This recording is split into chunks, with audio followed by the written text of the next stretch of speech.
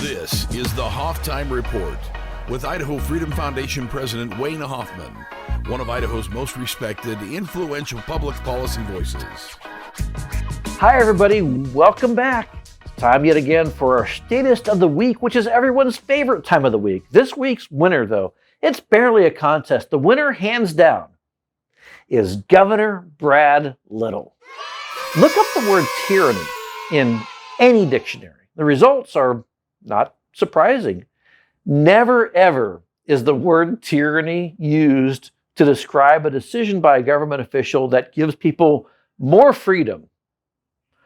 Often the word tyranny is used to describe cruel or oppressive rule, often by one government official. Now, Lieutenant Governor Janice McGeachin issued a short-lived and very welcomed executive order banning government mask mandates. So therefore, quite the opposite of tyranny. It is, in this case, a government official reducing government power, freeing people to decide for themselves whether they want to wear a mask or not. This is also consistent with our constitutionally protected rights that both McGeachin and Little have sworn to uphold. And yet, tyranny? Tyranny is the word that Governor Little chose to use when he criticized McGeachin and her decision. How is giving people the authority to decide something for themselves tyranny? He also called it an abuse of power.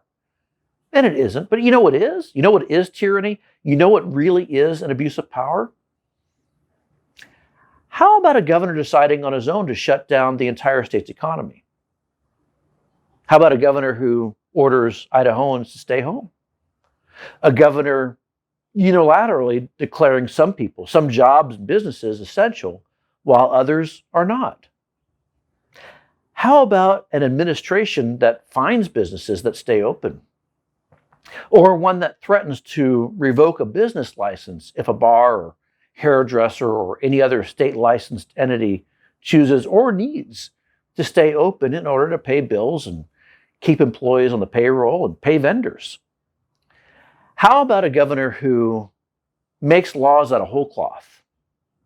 Or unilateral spending decisions on more than $1 billion, leaving the state's elected senators and representatives, your elected senators and representatives, out of the picture? Would that sound like tyranny to you? Would a governor who arbitrarily moves election dates around, contrary to state law, be considered tyrannical? Governor Little did all these things. His actions could far more easily be described as tyrannical than the simple single act of telling people that they're free to decide whether or not they should wear a mask. Little claims that he believes the government, closest to the people is the one that governs best.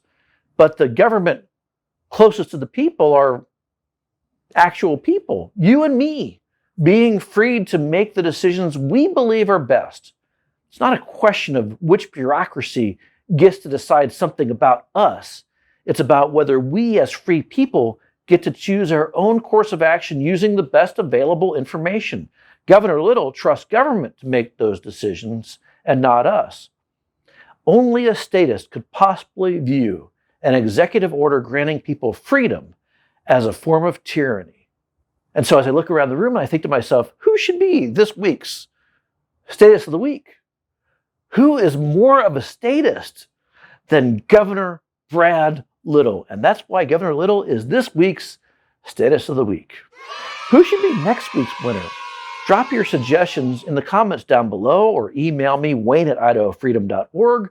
Be sure to also hit the like button, the bell for notifications, subscribe, and share this content with your friends, your family, with Governor Little many times so he knows that he is the Statist of the Week, because we wouldn't want him to miss out on that fact. And we'll be sure to talk to you again next time. You've been listening to the Hoftime Report with Wayne Hoffman. Be sure to visit idahofreedom.org for Wayne's articles, IFF research, and show notes from today's episode.